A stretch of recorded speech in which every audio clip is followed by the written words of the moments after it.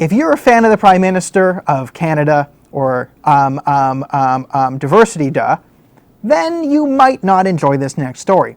If you like Canada, this is a good day, as Justin Trudeau has been found guilty of his second ethics violation, and this one is a big one. So just to recap, his first official ethics violation was taking a paid vacation to the Aga Khan's private island on a private helicopter, and Aga Khan is a registered lobbyist. You're not allowed to take gifts from registered lobbyists because that is a conflict of interest. What was the punishment? There was no punishment. It was a slap on the wrist. More like a blow on his wrist. That was the punishment for the Aga Khan thing. This is much, much, much, much bigger. So originally when I heard, oh, Justin Trudeau's guilty of his second ethics violation, I thought, oh, damn, stupid liberal propaganda media at it again. Because the ethics violation that he was clearly guilty of in SNC, and I thought they were going to get him on, is there was a parliamentary vote at one point on whether to launch the investigation, if you remember this. And the Liberals voted it down. Now, there's a rule that you're not allowed to vote on bills or motions that you have personal stake in. This is why Jody Wilson-Raybould, who wanted an investigation, didn't actually vote on this. And the Liberals voted this all down, but Justin Trudeau also voted to not have an investigation against him. That's a clear ethics violation. And that's what I thought this was referring to. I thought, okay, the parliamentary committee released a silly ethics slap on the wrist, and this is before the election cycle, so we'll get all the SNC-Lavalin news out of the way in one day, maybe two, then they'll call an election and let this all blow over. And that's what I thought they would get him on. I never thought we'd get a real report. But lo and behold, someone in government is actually doing their job, and his name is Mario. It's me, Mario Dion. I'm not sure if he's Italian or French or both, but either way, good for you, Mario. So what did Mario find? Now, I'm going to just go over, we can read through the report together, but here is the number one takeaway that you can probably, let's bring it up, this line here, it's a 63-page report, but if you just want to read one paragraph, here it is. For these reasons, I found that Mr. Trudeau used his position of authority over Ms. Wilson-Raybould to seek to influence, both directly and indirectly, her decision on whether she should overrule the Director of Public Prosecution's decision not to invite SNC-Lavalin to enter into negotiations towards remediation agreements. Therefore, I find that Mr. Trudeau contravenes Section 9 of the Act. So that is the big statement. Now, if you want to know what Section 9, here's the official. Section 9 prohibits public office holders from using their position to seek to influence a decision of another person as to further their own private interests or those of their relatives or friends, or to improperly further another person's private interests. Okay, so we can take this all off the screen now. That is the number one conclusion of the report. Now, there's a lot of other stuff. There's a lot of other things in the report, and I'll go over some of the good and the bad. Good thing about the report is it fully indicts Justin Trudeau's role in this. Now, the bad thing about the report is actually it says Justin Trudeau's the only one responsible. So Wernick, Butts, Ben Chin, Bill Morneau, they actually all escaped scrutiny here. So it was actually really, really good on Trudeau, but it wasn't really good on his lackeys. It kind of gave his lackeys an out. Now, what the report really could have said, and what it really should have said, is it could have been one page. It should have said, everything Daniel told you about in February was absolutely right. You should watch Uninterrupted every week, Wednesday night, 6 p.m. on TAG TV. Also, doesn't he look handsome and dashing? Trudeau bad. That could have been the report. And what I mean by this is it confirmed everything I said. So, what is the real scandal here? This is, okay, what Trump was accused of in Russiagate, even if Trump was guilty, which we all know that to be a silly, ridiculous screaming point, this is 1,000 times worse than the worst that Trump was just accused of, not even found guilty of. 1,000 times worse than his worst accusation. Here's what happened. So we have evidence that he worked to undermine justice systematically throughout the entire thing. So let's back up and go from the beginning of the story. From 2001 to 2011, SNC-Lavalin, which is a Quebec construction company, read the mafia, as they all are, had illegal actions inside Muammar Gaddafi's Libya, using bribes and government money for sex and trafficking and weird stuff, and that's a no-no. If you're convicted, it's a felony, right? What they did, they had felony actions in Muammar Gaddafi's Libya over a decade of shenanigans, and they were going to be found guilty. If you are found guilty of a felony as a company, you cannot bid on government contracts for 10 years. Okay. So SNC actually wouldn't be destroyed. It just wouldn't be able to get government contracts for 10 years. So this is what we're talking about. Now, there are reports coming out, and this is one of the big things, and this is one of the things that CBC won't really talk about so much, and this is sort of them dancing around the issue. The first major problem here is it was SNC-Lavalin that itself lobbied Justin Trudeau, and we have records of this at the Davos conventions, to institute a deferred prosecution agreement. So we're all talking about, does SNC-Lavalin qualify for a deferred prosecution agreement? So if you're wondering, okay, what is that deferred prosecution agreement? As I just said, if you plead guilty to a felony, you can't get government contracts. A deferred prosecution agreement would be a way to say, I'm guilty, pay a fine, but not actually be convicted of a felony. So pay a fine, that means they could still get those government contracts. Now, here's the interesting thing, or here's the first big red flag. Here's the first major unethical backhanded dealings here. A DPP was not part of Canadian law in 2015, right? It's when Trudeau came to power, right? They passed a new bill, and it was only a few years ago that, on the advice of SNC-Lavalin, they wrote into the law a way for SNC-Lavalin specifically to skirt around a federal conviction on a felony. Sound a bit fishy? It does. Now, remember, SNC-Lavalin has given hundreds of thousands of dollars to the Liberals. They have been convicted and had to return illegal donations from executives using their families to funnel lots of money. SNC-Lavalin executives have given a lot to the Trudeau Foundation, which is like a hack version of the Clinton Foundation. It's not even as good as like murdering people and pedophilia and all that. But still, evil, corrupt government organization.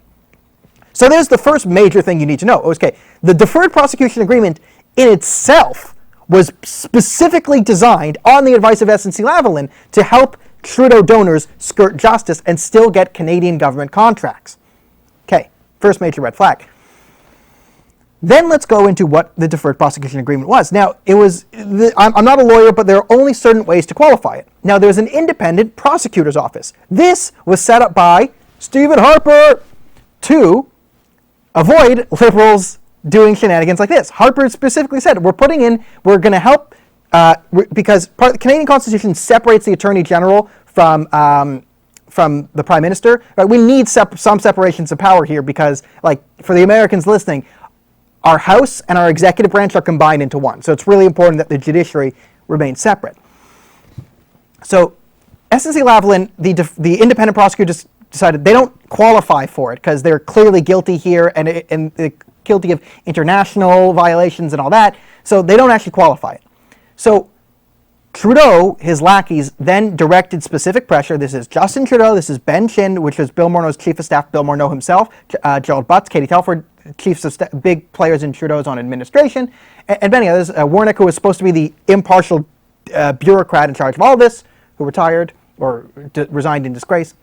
They were all putting pressure on Jody Wilson-Raybould. Now, the reason they wanted SNC to, they keep saying, oh, we need to look at different perspectives. Oh, talk to Beverly McLaughlin, who is chief. Get a different perspective. Now, the Trudeau line was there was no improper pressure put upon Jody Wilson-Raybould. The problem is you're actually not allowed to put any pressure on the Attorney General. You're allowed to maybe send information on the case, but you're not allowed to actually advocate or talk to the Attorney General. You're not allowed to talk to a judge adjudicating a case about, like, the appropriate amount of pressure is zero. You're not allowed to actually put any pressure on the AG here.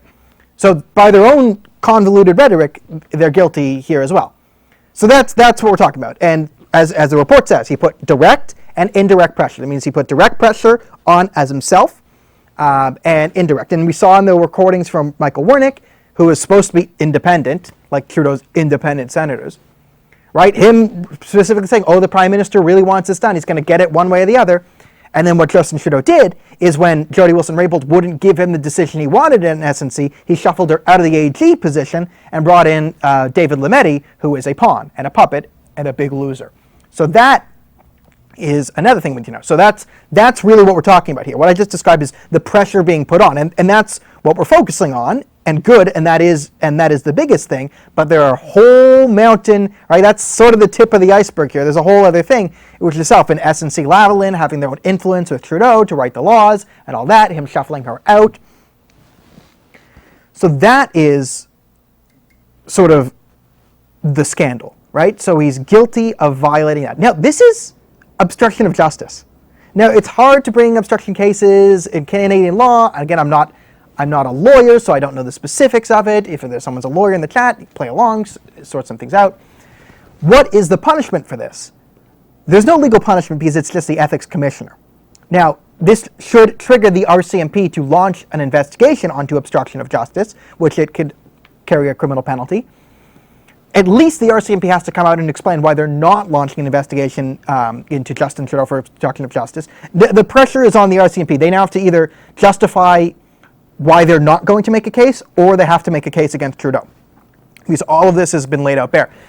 There are other things too to the report. It is said that the Council of the Privy Kirk, which is Wernick's old job, actually did obstruct this ethics investigation from Dion. It does say in the report that there was further obstruction.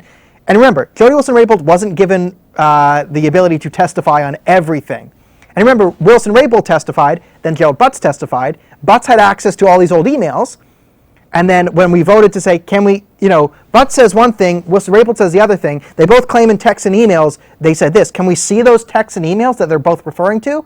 And then the committee voted, no, we can't look at the emails to determine who's lying.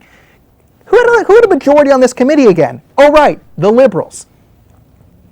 So this is as deep as it goes, right? So this is systematic corruption and obstruction.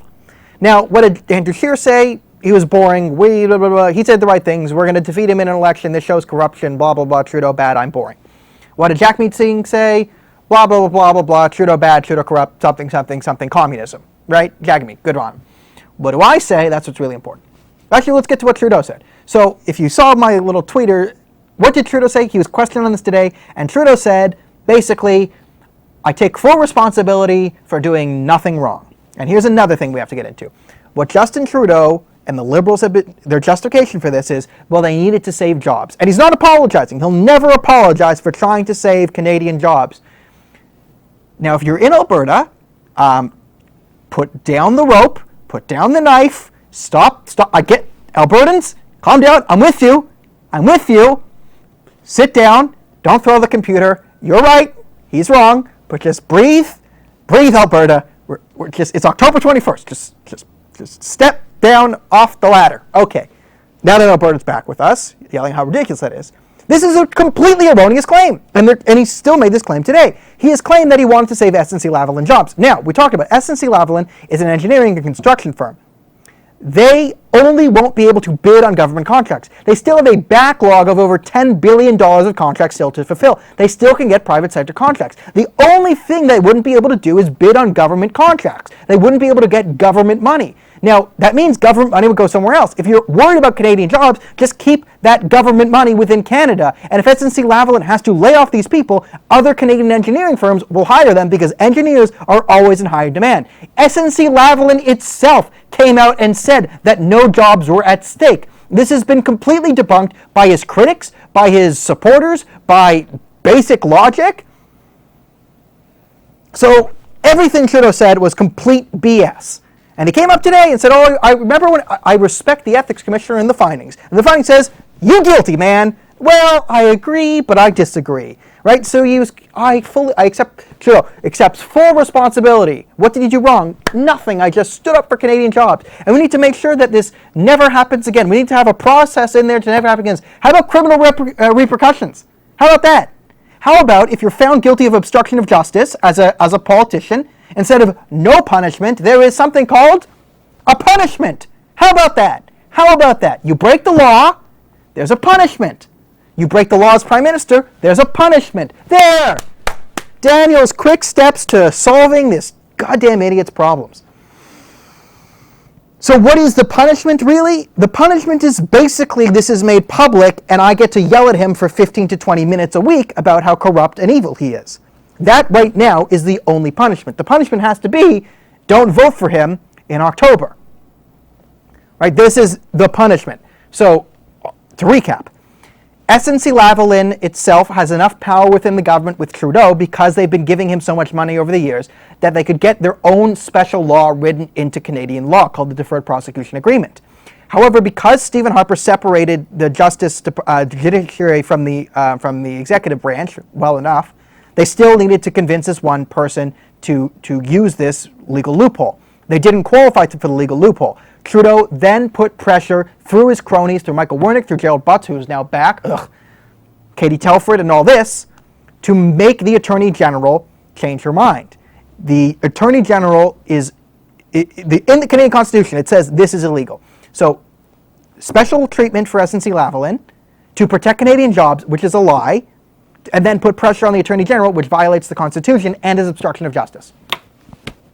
There you go. That is what this ethics violation was, and it is criminal. And it's not, and when CBC says, oh, he broke the ethics code, it's not a code, it's an act. This is illegal. He violated the law. Just because there's no punishment doesn't mean he didn't break the law here. This is code red, super illegal. Probably not as illegal as him currently using our tax dollars to fund terrorists through Islamic Relief Canada. Hello, Hamas. But this is the next worst thing. This is the second worst thing Justin Trudeau has ever done.